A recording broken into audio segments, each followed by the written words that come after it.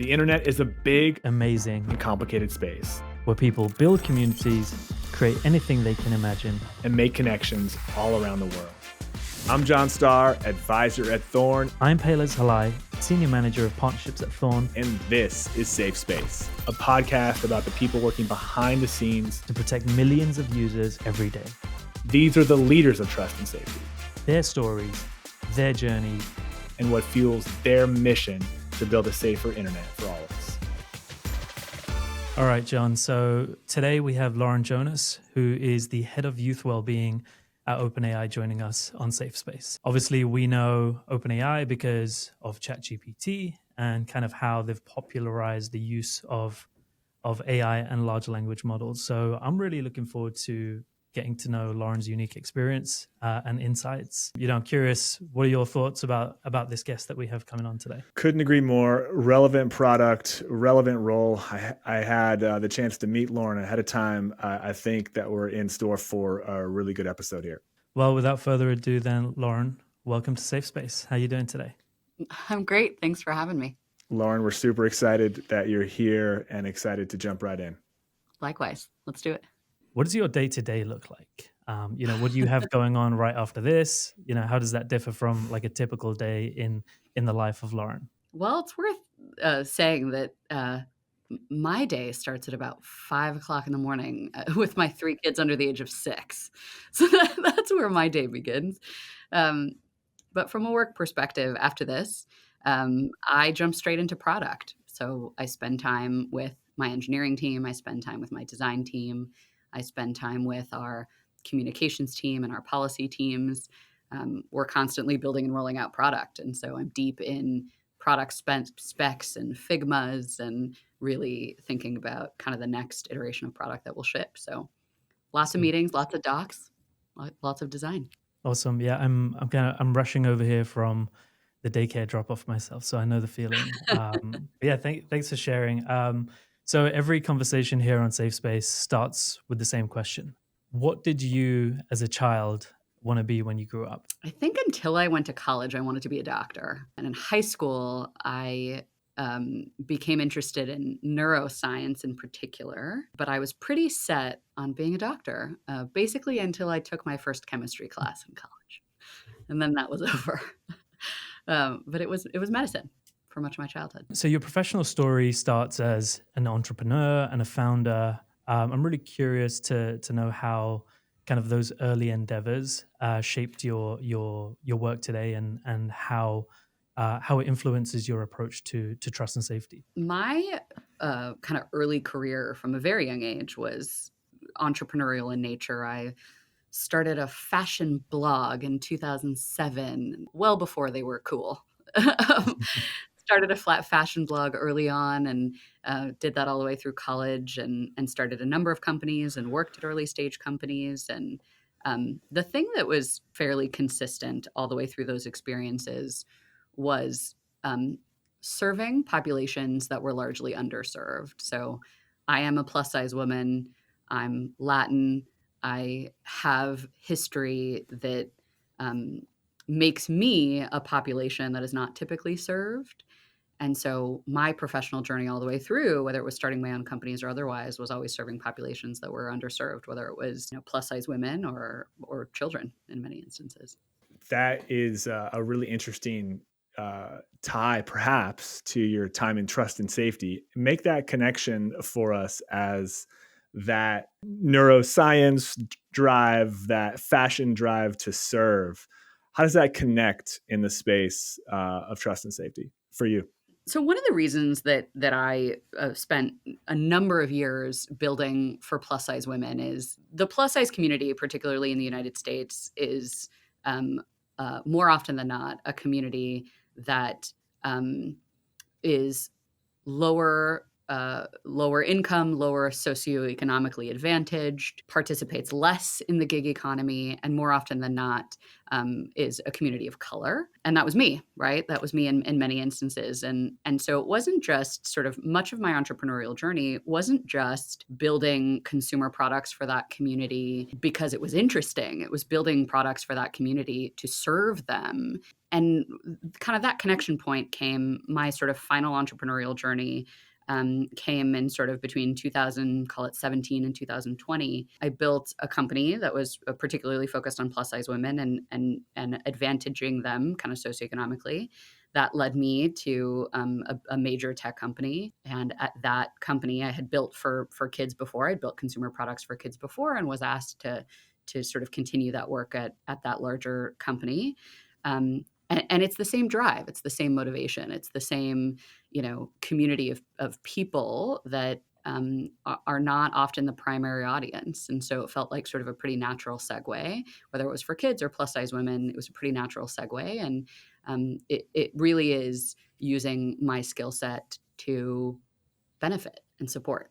And so that's sort of really the connective tissue. The neuroscience was me being a geek in high school more than anything else. I love that. I think part of the catalyst to starting this series was that early on in our field, so many humans join it through very unique journeys, very unique entry points. And one common theme as we keep talking to people is serving, of helping.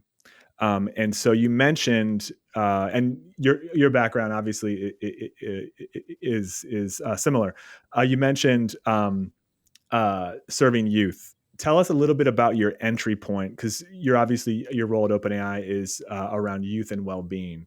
Tell us a little bit about your entry point into serving that community, and what sort of considerations are maybe in play for AI companies that are maybe distinct or the same, perhaps for other sorts of products. So my entry point was really one of kind of pure curiosity. I, in many of my sort of 0 to 1 ventures, thought about this community or served this community. And then obviously sort of at some prior employers, continued to serve this community. But I think the more interesting question is what you ask, which is what is different about AI than sort of other products, social media products, education products.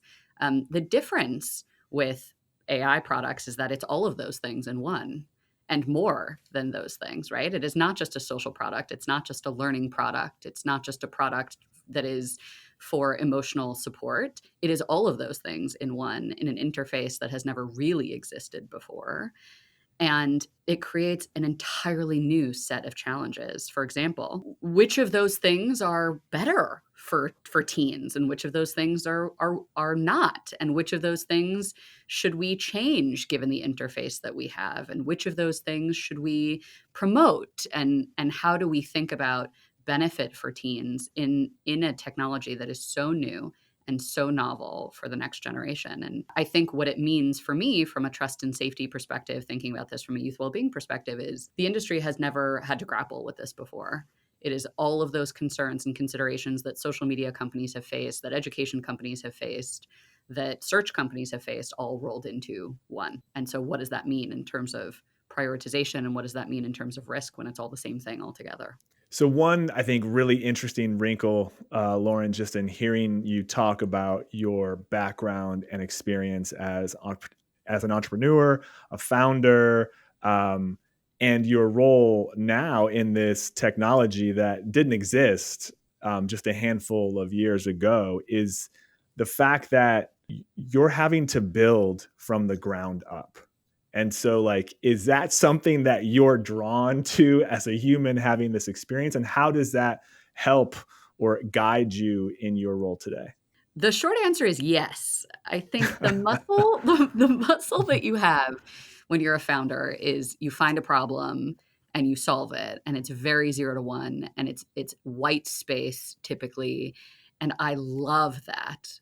I love greenfield and open space and lack of clarity and messiness. And I think in the trust and safety space, it's the same muscle. the way that users use our technologies changes constantly, and you are constantly building 0 to 1 and new detection and new execution. And on this technology in particular, it is complete greenfield and white space, which is to say, to your point, it didn't exist a number of years ago. And so I am quite literally living my dream job in that it is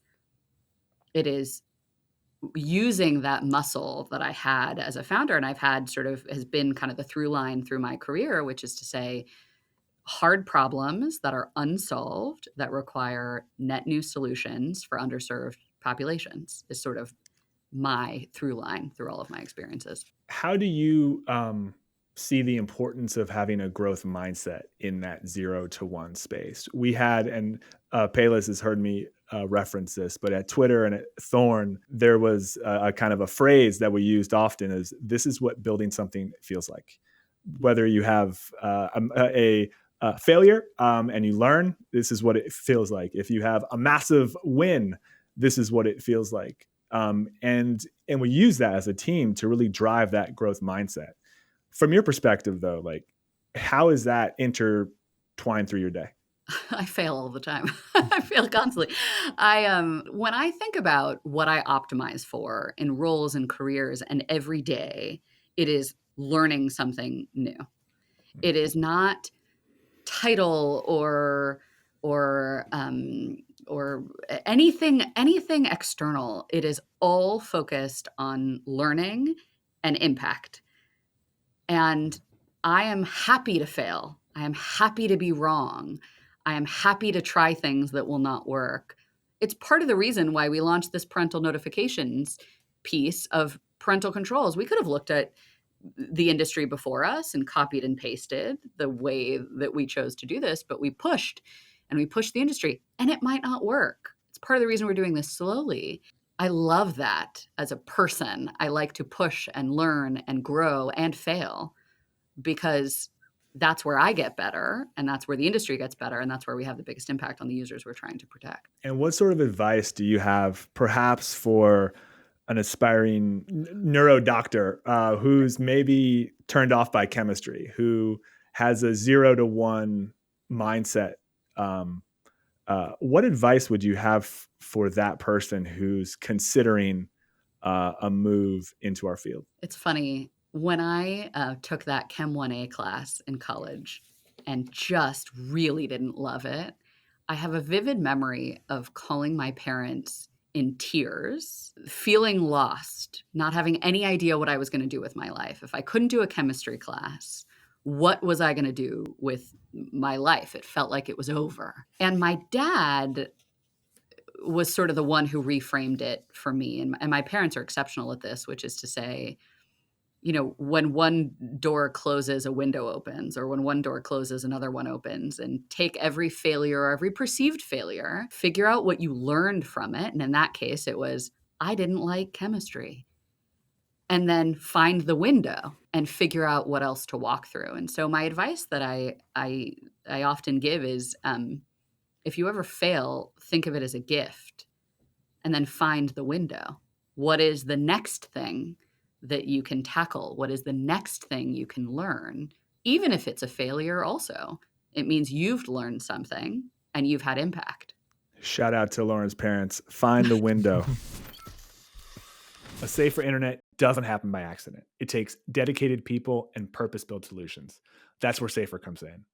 Built by child safety technology experts using predictive AI and proprietary hash matching, Safer helps detect child sexual abuse material and exploitation at scale. Platforms like Blue Sky, Stability.ai, and Vimeo rely on Safer to proactively detect online sexual harms against children. Want to learn how you can put Safer to work on your platform? Visit safer.io. So you recently introduced parental controls for ChatGPT.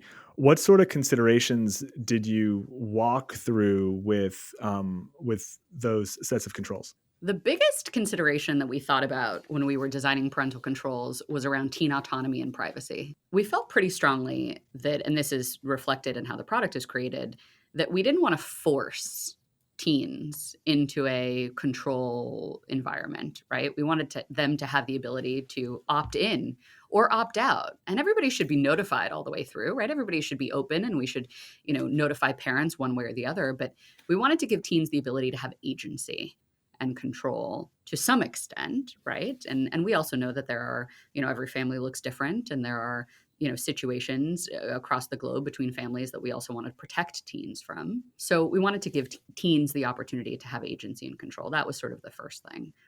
The second thing was around privacy. And one of the things we introduced with parental controls was this notion of parental notification when a teen is in a moment of sort of acute crisis. That is an industry first and sort of a first of its kind. And one of the big considerations and debates we had was, how much do we share with a parent? And how do we set that expectation correctly for teens? Those were kind of two of our big things that we thought through as we designed the product. Can you maybe share a little bit more color in terms of the importance of considering agency and control? Like, you named a little bit about some of the considerations that you're having to make on each family component is going to be different. What does that look like to you in terms of agency and control for teens? If you force a teen into a parental control situation purely based on their age, there are lots of abuse. There's lots of potential for abuse, right? And that's hard, and that's hard to guard against. Similarly, teens of different ages have different developmental needs, right? And so whether you're 13 or 17, the needs are different. And so we didn't want to create a sort of one size fits all, we force you into this experience sort of set of parental controls, especially when we know, again, families look different, guardianship, parents, there's abuse scenarios. We really wanted to be sure that we guarded against some of that. And we were very clear with teens around what they were entering, what they were not entering, and very clear that their parent or guardian in this scenario would know if they opted to not be in that relationship or to sever that parental control relationship. So that was sort of kind of the major consideration one. And two was the difference in ages, right? And over time, we hope to get more granular here, but we knew that we had a population of 13-year-olds and 15-year-olds and 17-year-olds that were using our tools, and that the needs would be different. And so forcing that population into a parental control scenario wouldn't have worked. Yeah, I think the parental control conversation is something that a lot of us are having, right? Whether it's in the workplace or whether it's at home. I know my family members have reached out to me as somebody that works in kind of a trust and safety space, like, help me. And I often find myself like thinking, I don't even really know how to do it properly, right? And I kind of feel like I'm well versed on the subject. But something that I always encourage them to do is take a step back and look at how are they using these products in the first place? Because that's kind of a black box. So I'm curious, from your research and your insights, can you share, like, how are young people interacting with AI today, and how that influences your design choices? This is a social product and a search product and a supportive product and an educational product all rolled into one. And we see all of those use cases. We see it for educational use by teens. We see guidance around friendships and guidance around relationships and seeking guidance around navigating the world. We also see a lot of fun. Teens using image generation and teens using Sora and teens using all of these tools to create and to explore and to have fun. And so it's not a one size fits all way that teens are using these tools. It's incredibly multifaceted and different by geography. That's the other thing, is this is such a global product that it's, teens in the United States and teens around the globe are not using this in the same way. It's part of what makes my job particularly fun, is I get to think about this globally. Yeah, I remember, when one of my very first jobs was as a youth worker. So trying to mentor and help kids under the age of 18 with social interactions and mentorship. And back then they were using BlackBerry Messenger. And it was like this big, scary thing. But in hindsight, it was very simple, right? It was simple messaging. But yeah, it really resonates when you say everyone's using it differently. And it really differs. So I think that's really important for us to understand when we're the ones kind of trying to provide that advice. And listening to you both talk about the utility, the value, right, that young people get out of, your product, Lauren, obviously, but other products as well in the market. Like, how do we in the trust and safety space scale the level of understanding that ChatGPT is used in certain sort of ways in, you mentioned educational guidance around friendship, and importantly fun. How does the world kind of understand all those use cases and consider those and weigh those with controls like parental controls and kind of others? How can we bridge the divide between products in the space? Of course, there are going to be risks of misuse and other components. And also at the same time, these products and technologies create a lot of value for people, teens included. How Mhm. do how do we raise that level of understanding? Admittedly, I think we can do a better job here. I also think we can do a better job, to Payless's point around supporting parents and families to help families understand how their teens are using these tools and the benefit that teens are seeing. But I think we think a lot about misuse. But the reality of the situation is the misuse is incredibly low. It is a very, very small population that misuses these tools or uses these tools in ways um, that we may not, hope for.